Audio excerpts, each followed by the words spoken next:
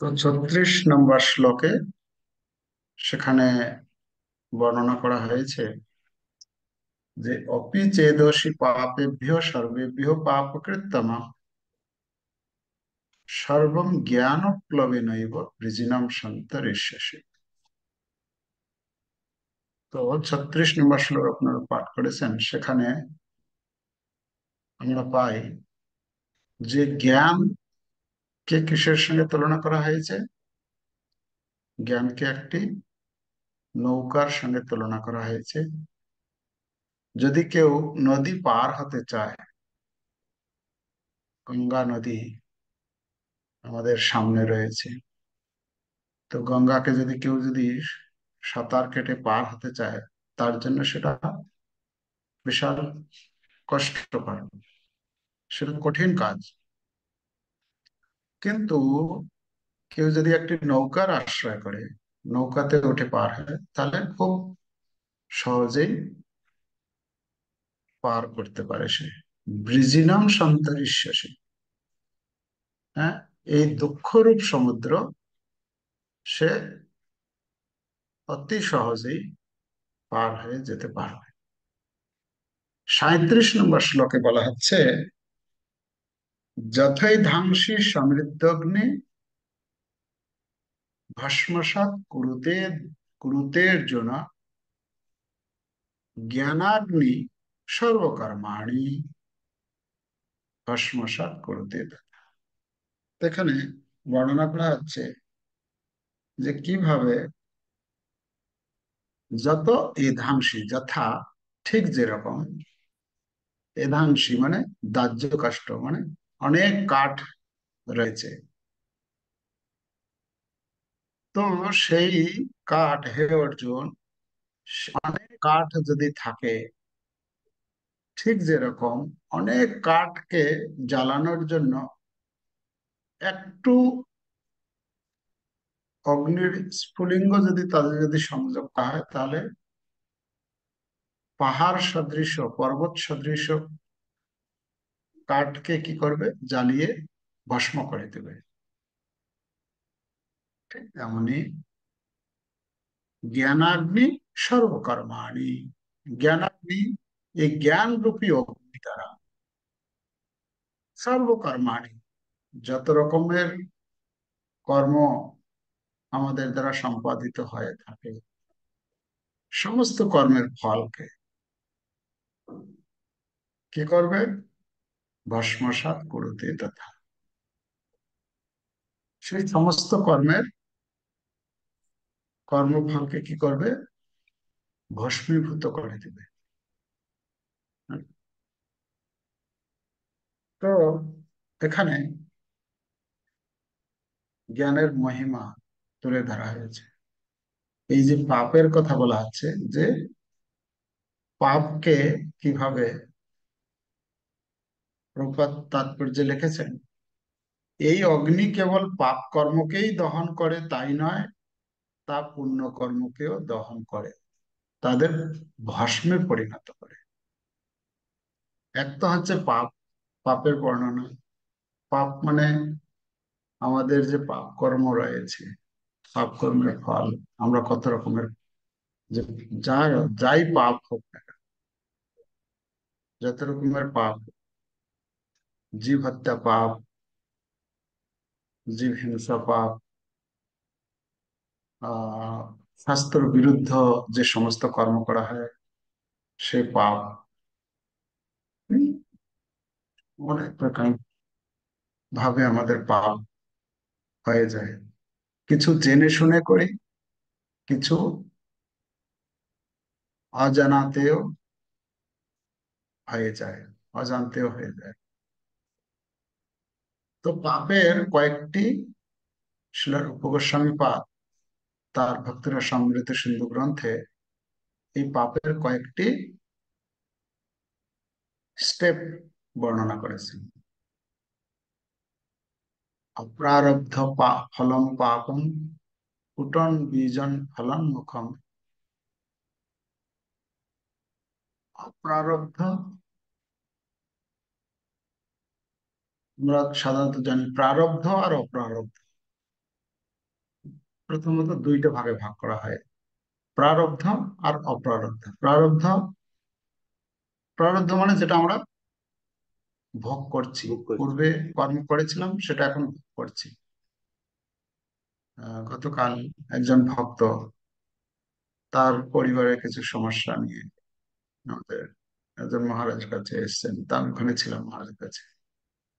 তো মহারাজ কথা প্রসঙ্গে বলছেন যে প্রারব্ধ ধাবতি ধাবতি, একটা শ্লোক দিয়ে উনি বললেন যে আমরা আমরা অনেক সময় মনে করি আমার জীবনে এত কিছু হচ্ছে কেন, কিন্তু এটা হচ্ছে কিসের জন্য? পূর্বে আমরা যা কিছু করেছি, পূর্বের কর্ম অনুসারে আমরা এখন সেটা ভোগ করছি। ভালো হতে পারে, খারাপ হতে পারে। মহারাজ বলছিলেন যে ধাবতি ধাবতি শব্দের অর্থে বলছিলেন যে আমরা যেখানেই যাই না কেন, অনেক সময় হয়তো মনে হতে পারে আমার এই পরিস্থিতিতে এই জায়গায় আছি তার জন্য আমার এই সমস্যা হচ্ছে। মহারাজ বলছেন যে যদি আমার প্রারব্ধে আমার যদি থাকে এটা, তাহলে আমি যেখানেই যাই, যে দেশে যাই, যে গ্রামে যাই, আমাকে ভোগ করতেই হবে। আমি সেটাকে কখনো এড়াতে পারবো না। তো প্রারব্ধ আর অপ্রারব্ধ, প্রারব্ধ মানে আমরা যেটা আমাদের সামনে এখন এসেছে আমরা ভোগ করছি। আর অপ্রারব্ধ মানে এখনো হয়তো এই, হয়তো হতে পারে এখন ভোগ হচ্ছে না, আম, 1 মাস পর হতে পারে, 1 বছর পর হতে পারে, 10 বছর পর হতে পারে, 50 বছর পর হতে পারে, বা এই জন্মে না হয় পরবর্তী জন্মে হতে। তো রূপ গোস্বামী পাদ বলছেন অপ্রারব্ধ ফলম পাপম, অপ্রারব্ধ ফলম। তো এই যে অপ্রারব্ধ ফল আছে, তারও আবার কিছু ভাগ রয়েছে। ফলন মুখম, কুটম আর বীজ। বীজ, কুট আর ফলন মুখ, তিনটা। এটা প্রকৃতপক্ষে এই শ্লোকটি পদ্ম পুরাণ থেকে, সম্ভবত পদ্ম পুরাণ থেকে নেওয়া হয়েছে। উম, তিনি শ্লোকটা পুরাণ থেকে নিয়ে তার ভক্তের সমৃদ্ধ সিন্ধু গ্রন্থে রূপ গোস্বামী পাদ কোট করেছেন যে আমাদের এই শুদ্ধ ভক্তি যদি কেউ যাজন করে, শুদ্ধ ভক্তি যাজন করলে কি হয়? শুদ্ধ ভক্তির 6টি লক্ষণ। প্রথম 6টি লক্ষণ হচ্ছে ক্লেশাগ্নি, শুভদা, মানে প্রথমটা হচ্ছে ক্লেশাগ্নি। ক্লেশাগ্নি মানে ক্লেশ, এখানে বলছেন না, আগের শ্লোকে বলছেন যে আহ কি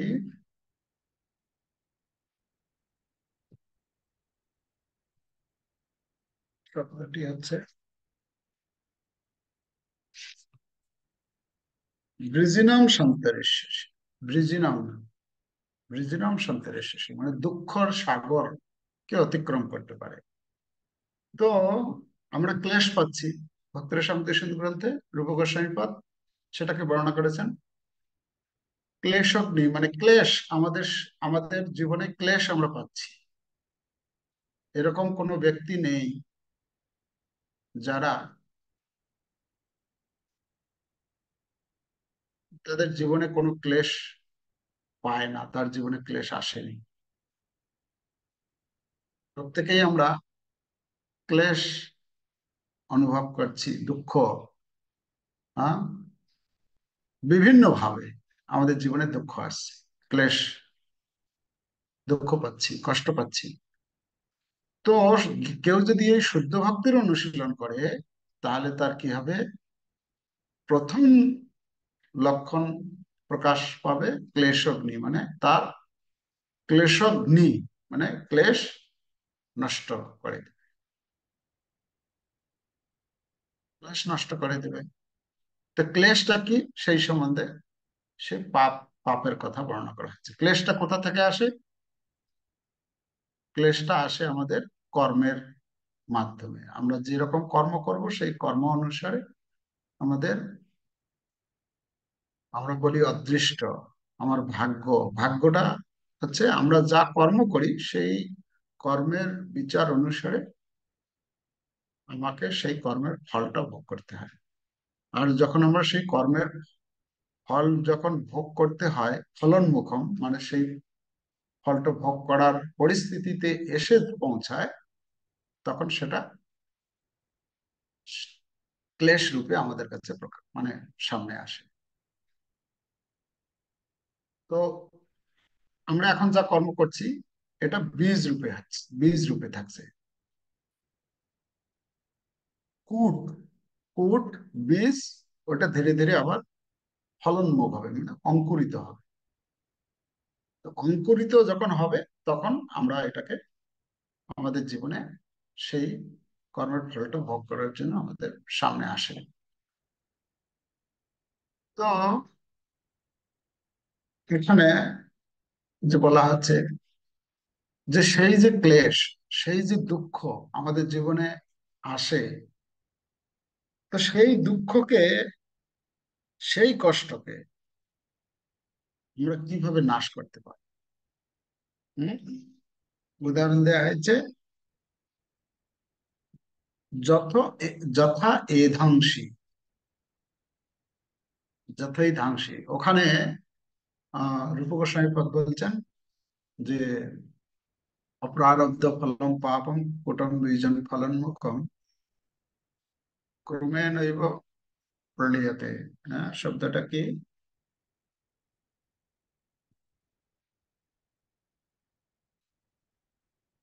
ভস্মসাৎ কুরুতে তথা।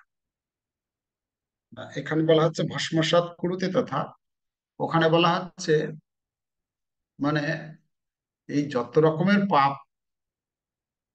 যতগুলো স্টেজ আছে আমাদের, আমরা এখন কিছু ফল ভোগ করছি, কিছু হয়তো কিছু বছর পরে, কিছু দিন পরে ভোগ করব, কিছু হয়তো আরো থেকে যাবে বীজ রূপে, সেটা হয়তো এই জন্মে নাও হতে পারে। আমরা অনেক ঘটনা শুনেছি আমাদের শাস্ত্র গ্রন্থ থেকে, যে যেরকম ভীষ্মদেবের,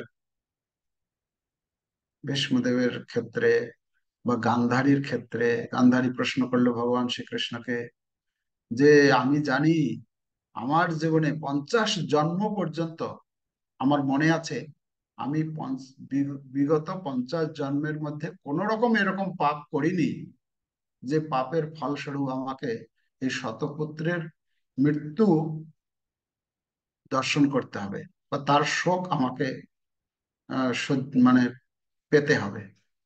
ভগবান কৃষ্ণকে প্রশ্ন করছেন। তো তখন ভগবান শ্রীকৃষ্ণ উত্তর দিচ্ছেন যে হ্যাঁ, হ্যাঁ, আপনি যা বলেছেন এটা ঠিক, যে 50 জন্ম পর্যন্ত কোনো পাপ কর্ম করবে, কিন্তু 50 জন্মের আগের জন্ম, তার আগের জন্মে এই পাপটা হয়েছে, যে শত, বলা হচ্ছে শত আহ, জীবকে কি করেছিলেন, যে তুমি মালা গেঁথে গলায় পড়েছিলে, এরকম। তো তার জন্য সেই, সেই পাপ, সেই কর্মের ফলটা এই জন্মে, সেটা তো এক এক জন্মে হতো, কিন্তু যেহেতু গান্ধারী ভগবানে বিশ্বাসী, ভগবানের ভক্ত, তাই তো ভক্ত হিসাবে আমি কি করেছি, এক জন্মেই সেই 100 জন্মের, 100 জন্ম যে কষ্ট করতে হতো পুত্র শোকের, সেটা আমি এক জন্মে শেষ করি। তো এরকম ঘটনা, এগুলো হচ্ছে কি, মানে অনেক দিন পর হয়তো আমি সেটা। তো রূপ গোস্বামী পাদ বর্ণনা করেছেন সেখানে যে যদি কেউ কৃষ্ণ ভক্তির অনুশীলন করে, তাহলে কি হবে, তার এই যত রকমের পাপ আছে ফুট রূপে, বীজ রূপে বা ফলন্মুখ। হ্যাঁ, অপ্রারব্ধ ফলম পাপম পুটন বীজম ফলন। তো এই সবগুলো পাপ কি হয়ে যাবে? ভস্মীভূত হয়ে যাবে বিষ্ণু ভক্তির আত্মন। কেউ যদি বিষ্ণু ভক্তির এই দৃঢ়তার সঙ্গে যদি কৃষ্ণ ভক্তি বিষ্ণু ভক্তির যদি যুক্ত হয়, তাহলে তার এই সমস্ত পাপ নষ্ট হয়ে যাবে। এখানে বলা হচ্ছে জ্ঞানাগ্নি সর্বকর্মাণি ভস্মসাৎ প্রতীয়তা। এই জ্ঞানরূপী অগ্নি, জ্ঞানরূপী কি অগ্নি, জ্ঞানরূপী কি কি জ্ঞান দিয়েছেন ভগবান শ্রীকৃষ্ণ এখানে? যে জ্ঞান ভগবান শ্রীকৃষ্ণ বলছেন এই জ্ঞান আমি সূর্যদেব বিবর্ষণকে দিয়েছিলাম পূর্বে, সেই জ্ঞানের কথা বলা হচ্ছে। এই জ্ঞান মানে এই নয় যে স্কুল কলেজে সেই একটা একটা বিল্ডিং কি করে তৈরি করা হবে, হ্যাঁ, তার জন্য জ্ঞান, বা একটা কেমিক্যাল আর একটা কেমিক্যালের সঙ্গে মিক্স করে কি পদার্থ তৈরি হবে, সেই জ্ঞান নয়। হ্যাঁ, বা আমাদের শরীরে কোন জায়গায় একটা কেউ একটা চোখ নিয়ে রিসার্চ করে পিএইচডি লাভ করলো, বা কেউ একটা নাক কান নিয়ে করলো, হ্যাঁ, কেউ আর কিছু করলো, সেই জ্ঞান না। এখানে জ্ঞান বলা হচ্ছে কোন জ্ঞান? যে জ্ঞান সূর্যদেব বিবর্ষণকে আমি প্রথমে দিয়েছিলাম, সেই জ্ঞান আমি তোমাকে দিচ্ছি হে অর্জুন। সেই জ্ঞানটা কি?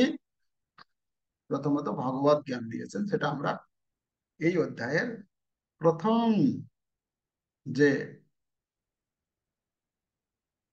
কত নম্বর শ্লোক পর্যন্ত, 10 নম্বর শ্লোক পর্যন্ত মনে হয় ছিল, হ্যাঁ, যে ভগবানের জন্ম এবং কর্ম হচ্ছে দিব্য, সেই জ্ঞান দিয়েছেন ভগবান সেখানে ভগবানের নিজের সম্বন্ধে। তারপরে কর্ম সম্বন্ধে আমরা শুনেছি, কর্ম বিকর্ম, কর্ম সম্বন্ধে ভগবান বলেছেন। তারপরে বিভিন্ন যজ্ঞের কথা বর্ণনা করেছেন, এবং সবকিছু যজ্ঞের সবকিছু যজ্ঞের পরিসমাপ্তি কোথায়? সমস্ত যজ্ঞের পরিসমাপ্তি হচ্ছে আহ জ্ঞানে পরিসমাপ্যতে।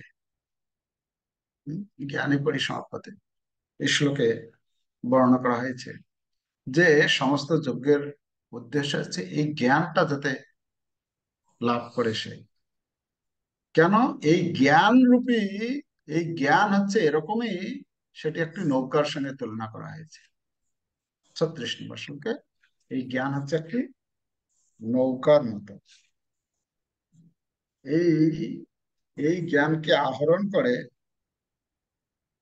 এই জ্ঞানকে আহরণ করে 35 36 এই শ্লোকগুলোতে জ্ঞানের মহিমা সম্বন্ধে বর্ণনা হচ্ছে। তার আগে জ্ঞানে পরিসমাপ্যতে বলছেন, সেই জ্ঞান কিভাবে লাভ করতে হবে 33 নম্বর শ্লোকে জ্ঞানে পরিসমাপ্যতে। 34 নম্বর শ্লোকে বলা হচ্ছে এই জ্ঞানকে, এই জ্ঞান যে হচ্ছে সবকিছুর মূল, তাহলে এই জ্ঞান কিভাবে লাভ করতে হবে, তার পদ্ধতি কি, সেটা 34 নম্বর শ্লোকে, যে গুরুদেবের কাছে যেতে হবে, তাকে সেবার মাধ্যমে সন্তুষ্ট করতে হবে, এবং বিনম্র ভাবে তার সেবা করে তার কাছে প্রশ্ন জিজ্ঞাসা করতে হবে। সেই তত্ত্বদ্রষ্টা গুরু, এবং সেই গুরুদেব কি হবেন? তত্ত্বদ্রষ্টা। তিনি এই তত্ত্ব সম্বন্ধে ভালোভাবে জানেন, সেই তত্ত্বদ্রষ্টা জ্ঞানীন তত্ত্বদর্শী, সেই তত্ত্বদর্শী গুরুদেব এই জ্ঞান প্রদান করবে। 34 নম্বর শ্লোকে বলছেন। 35 নম্বর শ্লোকে বলেছিলেন যে এই জ্ঞান লাভ করার মাধ্যমে যজ্ঞাত্মা না পুনর্মোহম যশ এবং যশস্বী পাণ্ডব, এই জ্ঞান লাভ করার ফলে পাণ্ডব হে অর্জুন আর পুনরায় মোহিত হবে না। যেন ভূতান্যাশেষেণ দ্রক্ষসাত্মান নাথময়। হ্যাঁ, কি হবে? তুমি এই জ্ঞান লাভ করার ফলে তুমি জানতে পারবে যে আমি হচ্ছি সেই পরমাত্মার অংশ, তাই না? আর 36 নম্বর শ্লোকে সেই জ্ঞান সম্বন্ধে নৌকার উদাহরণ দিয়ে বুঝিয়েছেন যে হে অর্জুন, যদি তুমি মনে করো যে কেউ হয়তো বলতে পারে যে আমি তো অনেক পাপী, আমার তো অনেক পাপ হয়ে গেছে, অনেক পাপ করেছি আমার জীবনে, এরকম কোনো পাপ, মানে কত কত পাপ করেছি, তাহলে আমার কি হবে গতি? তো ভগবান আমাদেরকে একটা মানে উম, ভরসা দিয়েছেন যে ঠিক আছে, যদি তুমি অপি চেদসি পাপেভ্য, তুমি যদি পাপীদের থেকেও পাপী হয়ে থাকো, মানে সব থেকে বড় পাপী হয়ে থাকো, তাহলে কি হবে? অপি চেদসি পাপেভ্য সর্বেভ্য পাপ কৃত্যম, তুমি সবার থেকে বেশি পাপ করেছো, এরকমও যদি তুমি মনে করে থাকো, তাহলে কি হবে? সর্বম জ্ঞান প্লবেনে, অনেক পাপ করেছি, কি করে আমি এই উদ্ধার হতে পারবো? তো বলছেন তুমি যদি এই জ্ঞান লাভ করতে পারো, এই জ্ঞান যদি তুমি আয়ত্ত করতে পারো, তাহলে কি হবে? একটি নৌকার সঙ্গে বিশাল জলাশয় রয়েছে, নদী রয়েছে, প্রবল খরস্রোতা নদী, সেটা পার করা সম্ভব নয়, কিন্তু যদি কেউ নৌকাতে ওঠে, তাহলে খুব খুব মানে সহজেই সে নদী পার হয়ে যেতে পারবে। ঠিক তেমনি আমাদের শক্তি, আমাদের বল, বিদ্যা বুদ্ধির মাধ্যমে আমরা এই এই এই পাপ বা এই দুঃখ সাগর কে অতিক্রম করতে পারবো না। নৌকার আশ্রয় করার কথা বলা হচ্ছে। আর 36 নম্বর শ্লোকে এখানে বলা হচ্ছে যে যদি কেউ এই জ্ঞানের আশ্রয় করে, কেউ যদি এই জ্ঞান লাভ করতে পারে, তাহলে কি হবে? জ্ঞানাগ্নি সর্বকর্মাণি, সমস্ত জ্ঞান, সমস্ত পাপ তার ভস্মীভূত হয়ে যাবে। যেরকম আমরা শুনেছি মহাভারতের এক ঘটনা, যে পঞ্চ পাণ্ডবকে পঞ্চ পাণ্ডবরা যখন ফিরে আসলেন, তাদের গৃহে আসলেন, তো তখন চক্রান্ত করে তাদেরকে কি করা হলো? বারণাবতে লাক্ষাগৃহ তৈরি করা। দুর্যোধন, শকুনি, হ্যাঁ, এই ছলবুদ্ধি, কপট আচরণের মাধ্যমে আর পুত্র মোহে মোহিত ধৃতরাষ্ট্রকে ধৃতরাষ্ট্রের কাছে গিয়ে বললেন, তারা বলল যে উম, এখানে এই পঞ্চ পাণ্ডবকে আমাদের বারণাবতে একটি বিশাল আয়োজন করা হচ্ছে, তো সেখানে তাদের থাকার জন্য খুব সুন্দর একটা ব্যবস্থা করা। তো সেখানে ব্যবস্থা করেছেন, এত সুন্দরভাবে ব্যবস্থা করেছেন, মানে পুরো ঘরটাই এরকম বস্তু দিয়ে তৈরি করা হয়েছে যে আগুনের যদি একটুখানি ছোঁয়া পায়, সাথে সাথে দাউ দাউ করে জ্বলে উঠবে। সেই রকম পদার্থ দিয়েই শুধু সেই গৃহটি নির্মাণ করা হয়েছে, বিশাল সুন্দর গৃহ নির্মাণ করা হয়েছে। সেখানে কি করা হলো? আগে থেকে ঠিক করা ছিল যে অমাবস্যার দিনে মধ্যরাত্রিতে, যখন পঞ্চপাণ্ডব আর কুন্তী দেবী নিদ্রা অবস্থায় থাকবে, তখন আগুন জ্বালিয়ে দেওয়া হবে। আর সেই কথা জানতে পেরে, হ্যাঁ, বিদুরের আহ, মাধ্যমে সেই কথা বুঝতে পেরে কি করলেন? তারা, মানে যখন তারা জ্বালাবেন তার আগেই প্ল্যান করে জ্বালিয়ে দিয়ে ওখান থেকে বেরিয়ে গেলেন। অত বড় বিশাল ছিল, আর বলা হচ্ছে একদম, মানে অল্প সময়ের মধ্যে একদম দাউ দাউ করে পুরো ধূলিসাৎ হয়ে গেল, ভস্মীভূত হয়ে গেল। তো যত বড়ই হোক না কেন, যত বড়ই পাপ হোক না কেন, এখানে বলা হচ্ছে যে আমরা সেই পাপকে কি করতে পারবো? এই জ্ঞান রূপ অগ্নির দ্বারা সমস্ত পাপকে ভস্মীভূত করে দিতে পারবো। শিল প্রভুপাদ তার একটি এতে বলছেন, লেকচারে, সর্বকর্মাণি, সর্বকর্মাণির অর্থ হচ্ছে সমস্ত, আপনার সমস্ত কর্মের ফল ভস্মীভূত হয়ে যাবে। কেননা এই কর্মের ফলই হচ্ছে আমাদের বন্ধনের কারণ, সেটা ভালো কর্ম হোক অথবা খারাপ কর্ম হোক। তো সর্বকর্মাণি শব্দের অর্থ এখানে কি বলা হচ্ছে? শুধু পাপ কর্মই না, সর্বকর্মাণি অর্থে পাপ কর্ম এবং পুণ্য কর্মের ফল। সাধারণত আমরা কি করি? পুণ্যকর্ম অর্জন করার জন্য আমরা আহ এরকম ভালো কর্ম করার চেষ্টা করি। লোকে যে দান ধ্যান করে ইত্যাদি যত রকমের যা কিছু করে, পুণ্য অর্জন হবে, পুণ্য অর্জনের মাধ্যমে আমার পাপটা নষ্ট হবে। কিন্তু এটা তো হয় না।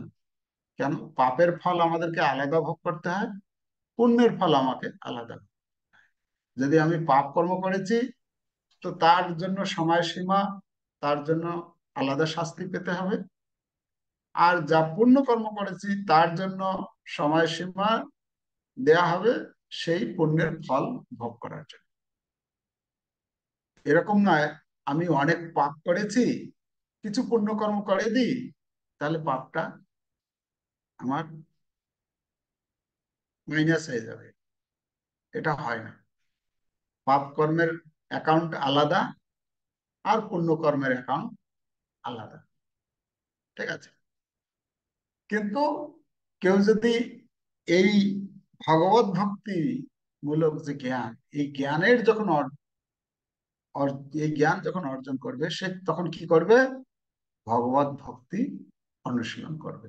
এই ভগবত ভক্তির অনুশীলন করলে কি হবে? তার পাপ কর্ম এবং পুণ্য কর্ম, শিল প্রভুপাদ এখানে বলছেন যে আহ দ্বিতীয় লাইনে, এই অগ্নি কেবল পাপ কর্মকেই দহন করে তাই নয়, তা পুণ্য কর্মের, পুণ্য কর্মফলকেও দহন করে, তাদের ভস্মীভূত করে। এই যে সর্বকর্মাণি, সর্বকর্মাণি মানে হচ্ছে পাপ কর্ম এবং পুণ্য কর্ম দুটাই। কর্মের ফল নানা রকম হয়, কোনো কোনো কর্মের ফল অপরিণত। অপরিণত মানে সেটা এখনো পর্যন্ত আমাদের সামনে আসেনি। কোনো ফলের, কোনো কর্মের ফল পরিণত, পরিণত মানে যেটা ফলন্মুখ, মানে যেটা আমরা এখন ভোগ করছি। কোনো কর্মের ফল ইতিমধ্যেই ভোগ করা হয়ে গেছে। আবার কোনো কর্মের ফল পূর্বজন্ম থেকে সঞ্চিত হয়ে আছে, মানে হয়তো এই জন্মে পূর্বের, পূর্বজন্মেরটা এখন ভোগ করছি, এই জন্মেরটা আবার পরবর্তী জন্মে হতে পারে, বা তার পরবর্তী জন্মে হতে পারে। এটা বলছেন, কিন্তু জীবের স্বরূপ উপলব্ধি রূপ পরম জ্ঞানের আগুনে। এখন এখানে বলা হচ্ছে জ্ঞানটা কোন জ্ঞান? শিল প্রভুপাদ বলছেন যে জীবের স্বরূপ উপলব্ধি। স্বরূপ উপলব্ধিটা কি? স্বরূপ, স্ব শব্দের অর্থ, স্ব শব্দের অর্থ হচ্ছে নিজের। রূপ, রূপ মানে আমার অরিজিনাল রূপটা কি? অরিজিনাল রূপটা কি? জীবের স্বরূপ কি? জীবের স্বরূপ হয় কৃষ্ণের নিত্য দাস। হ্যাঁ, কৃষ্ণের তটস্থা শক্তি ভেদাভেদ প্রকাশ বলা হচ্ছে। স্বরূপটা, জীবের স্বরূপ হচ্ছে কৃষ্ণের নিত্য দাস। তো এই যে আমি যে কৃষ্ণের নিত্য দাস, জীব কৃষ্ণ নিত্য দাস তাহা ভুলি গেলা, অতএব মায়া তার কি গলায় ফাঁদিল, এরকম একটা আছে যে, যদি মানে জীব যখন এইটা ভুলে যায় যে আমি হচ্ছে কৃষ্ণের নিত্য দাস, এই নিজের কৃষ্ণ, আমি যে কৃষ্ণের নিত্য দাস, এটা যখন জীব ভুলে যায়, তখন কি হয়? মায়া তার, তাকে পুরো জাকড়ে ধরে। হ্যাঁ, এরকম অনেক শ্লোক রয়েছে চৈতন্য চরিতামৃত, বা আমাদের আচার্যগণ লিখেছেন। আমাদের নরোত্তম দাস ঠাকুর লিখেছেন, আহ কি বলে, কর্মবন্ধ ফাঁস, আহ কি যে বলছে না কর্মবন্ধ ফাঁস, মানে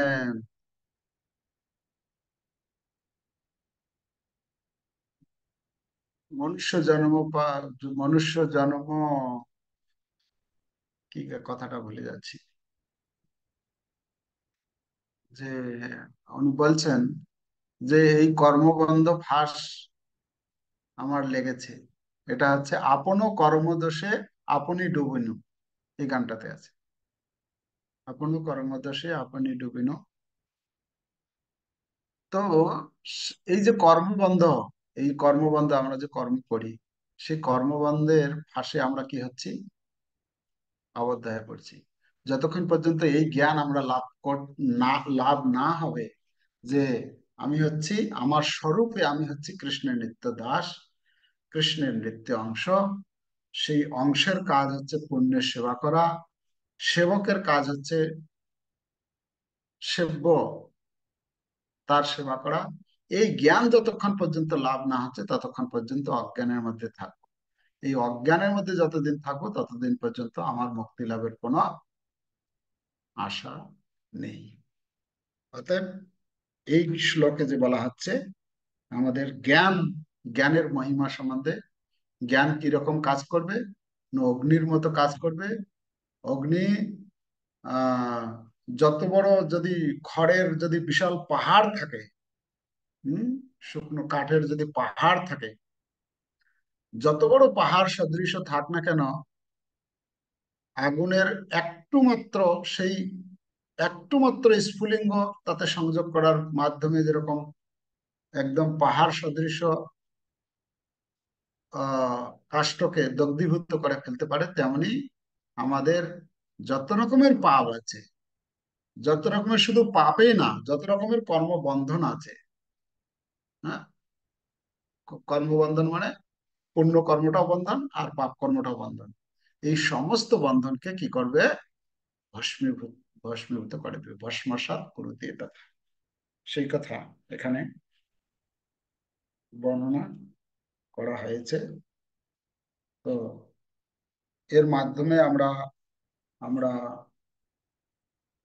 প্রেরণা আমাদের এখান থেকে নিতে হবে যে আমাদের জীবনে যত রকমের পাপ আমরা করেছি, যত রকমের কর্ম করেছি, শুধু পাপ কর্মের কথাই বলাই হচ্ছে না, হ্যাঁ, যত রকমের কর্ম, যে সমস্ত কর্ম আমার বন্ধন স্বরূপ, পাপ হোক পুণ্য হোক, তো সেই সমস্ত বন্ধন থেকে মুক্ত হওয়ার একমাত্র উপায় হচ্ছে, একমাত্র উপায় হচ্ছে কি, এই জ্ঞান লাভ করা। কোন জ্ঞান লাভ করা, কোন জ্ঞান লাভ করা, জীবের স্বরূপ জ্ঞান লাভ, স্বরূপ জ্ঞান লাভ করতে হবে। আর এই জ্ঞান যখন লাভ হবে, হ্যাঁ, ভগবানের নাম গুণকীর্তন, হ্যাঁ, করা, যে উদাহরণস্বরূপ আমাদের ভগবানের নাম এত পবিত্র, অজামিলের উদাহরণ দেওয়া হচ্ছে যে অজামিল তার জীবনে কত পাপ করেছিল, সে কত পাপ করেছিল, হ্যাঁ, বলা হচ্ছে এরকম কোনো পাপ ছিল না অজামিল করেনি। 10-10টা তার সন্তান, হ্যাঁ, সেই ব্রাহ্মণ কুমার ছিল, কিভাবে অধঃপতিত হয়ে একটা বেশ্যার আহ সঙ্গে সে কালাতিপাত করতে করতে 10টা সন্তান উৎপন্ন করলো সেই বেশ্যার গর্ভে। আর সে তাদেরকে পালন পোষণের জন্য কত রকমের, কত অসৎ উপায়ে এই অর্থ সঞ্চয় করেছে, অর্থ সংগ্রহ করে তাদের পালন পোষণ করেছে। অন্তিমে যখন তার মৃত্যুর সময় এসেছে, আর যমদূতেরা এসে গেছে তাকে নিয়ে যাওয়ার জন্য। আর যেই যমদূতের দের কিম্ভূত কিমাকার, সেই রূপ দেখে এত সে ভয়ে ত্রস্ত হয়ে পড়েছে, তখন তার সেই সন্তান ছোট্ট নারায়ণকে সবসময় ডাকতো, নারায়ণ নারায়ণ, এত বয়স হয়ে গেছে তার, সে চিৎকার করে উঠেছে নারায়ণ, কোথায় নারায়ণ, ভয়ে। আর নারায়ণ যখন উচ্চারণ করেছেন তখনই, তখনই ভগবানের দূত, বিষ্ণু দূত এসে উপস্থিত। হ্যাঁ? সে একটু মাত্র ভগবানের নাম গ্রহণ করলো, তাহলে নাম গ্রহণ করার ফলে তার কি হয়ে গেল? যত রকমের পাপ ছিল, এই কর্মের, পাপ কর্মের যে ফলস্বরূপ তাকে যে কত যন্ত্রণা ভোগ করতে হতো, সেগুলি সব সেখান থেকে সে মুক্তি পেয়ে গেল। তারপরে তখন বিষ্ণুদূত আর যমদূত, দুই দুই জনের মধ্যে কথোপকথন হলো, সুন্দর সুন্দর কথা। আর সেই কথা, সেই ভাগবত জ্ঞান সে লাভ করলো, সেখান থেকে সে বুঝতে পেরে তখন কি হলো, তারা দুজনেই যখন চলে গেলেন, বিষ্ণুদূত এবং যমদূত, তখন তিনি রিয়েলাইজ করলেন, তিনি উপলব্ধি করলেন, সত্যি আমার জীবনটা কি, তাহলে আমার কি করা উচিত। তখন তিনি হরিদ্বারে গিয়ে ভগবত ভক্তির সম্পূর্ণরূপে তীব্রেণ ভক্তি যোগেন, তীব্রতার সঙ্গে ভগবত ভক্তির অনুশীলন করে তারপরে ভগবানের রথ এসে গেল। আর সেখানে সেই রথে আহরণ করে সে ভগবত ধামে ফিরে গেল। তো শাস্ত্রে অনেক কথা, এরকম উদাহরণ দেওয়া হয়েছে। তো আমাদের এটাই করতে হবে, যদি আমরা এই যে এই যে শাস্ত্র কথা আলোচনা করছি, এর উদ্দেশ্য হচ্ছে যাতে করে আমরা এটা উপলব্ধি হয় যে আমার স্বরূপ হচ্ছে আমি কৃষ্ণের নিত্য দাস।